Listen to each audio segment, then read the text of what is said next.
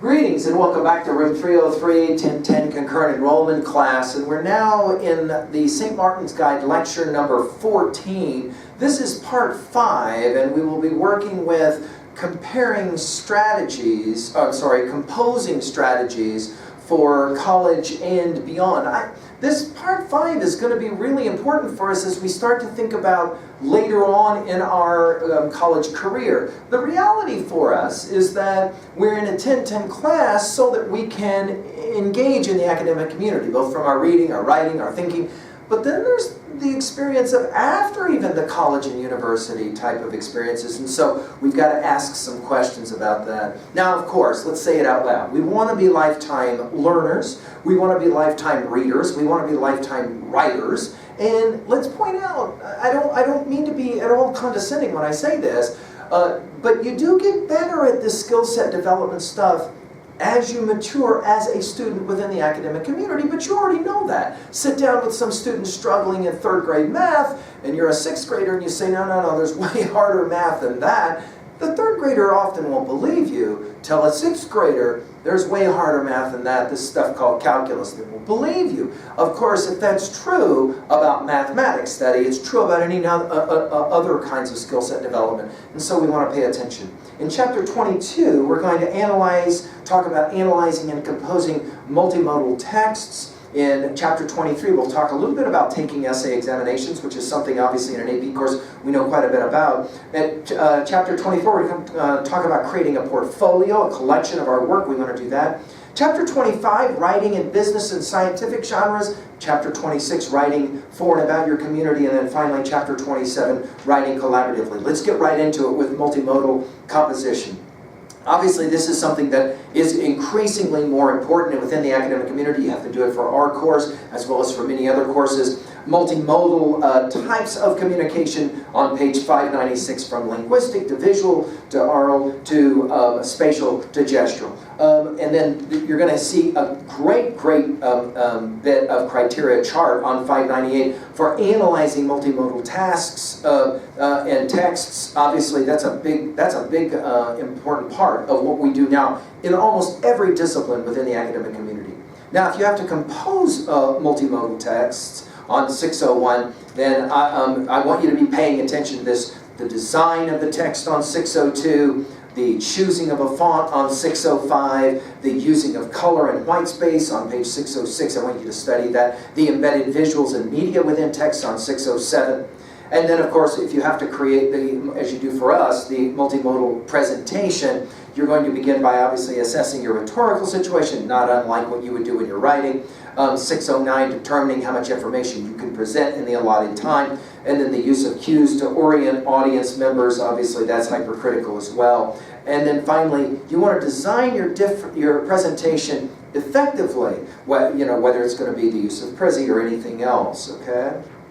Chapter 23, well, as AP students, we're all together familiar with this, taking essay examinations, but I think it's good review for us to go through this chapter quickly. In the preparing for an exam and the taking of the exam, obviously we want to read the item carefully, the exam carefully, the question carefully. As we have said before, one of the hallmark problems of in-class timed writings, even out-of-class essays, is not understanding completely the prompt. And obviously we want to make sure we're doing that well. The page 614, they're going to review typical essay exam questions. There are any number of types, define and identify. We've done all of these, obviously, in our time together.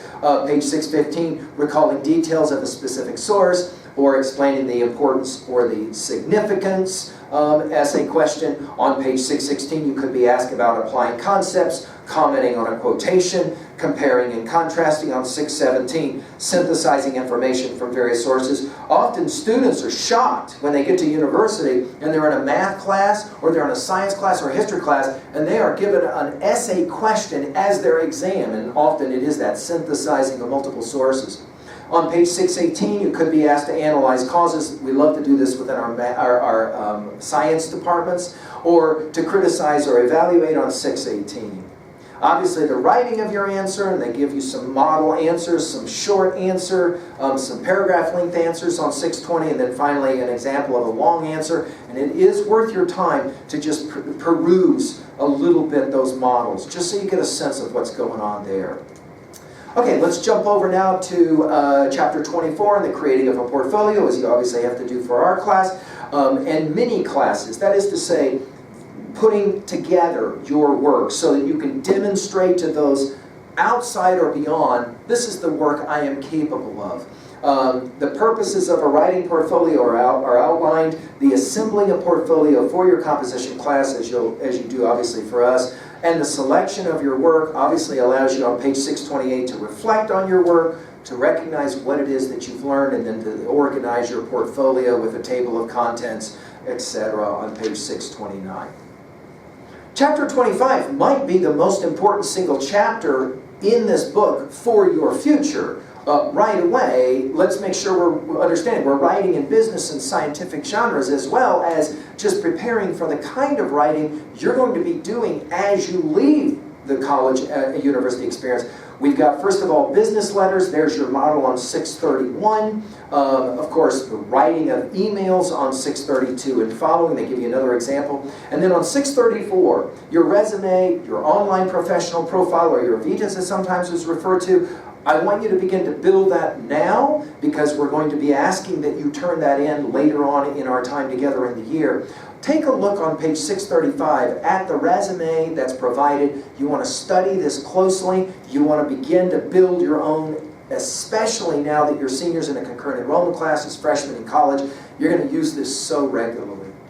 Job application letters are commented on page 636. The website information as well on 637, and then again another example that you want to make sure you pay close attention to. Finally, on 639, I love it that they give you a sample of a lab report. This is one of the things that makes this chapter so interesting, where you have your introduction, your methods, your results, your discussion, and then finally, of course, your references. Pay attention to the model that's provided there as well. Study that closely. You want to be sure that you're prepared for that kind of writing within especially your science work. Chapter 26, writing for and about your community. Well, obviously for us as well, getting ready for the college app letters. All of that is significant as we're writing about our service experience. They even will list again all the writing of papers that you did on 643. Finding a topic on 644 that you would want to write about. Obviously, jam writing is our suggestion, as well as writing for your service organization on 645 and some of the suggestions that can be made there.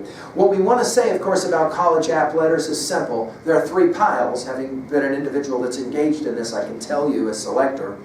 3 piles. One, absolutely no way. These are the students that handwrite their submission or their app letters or whatever.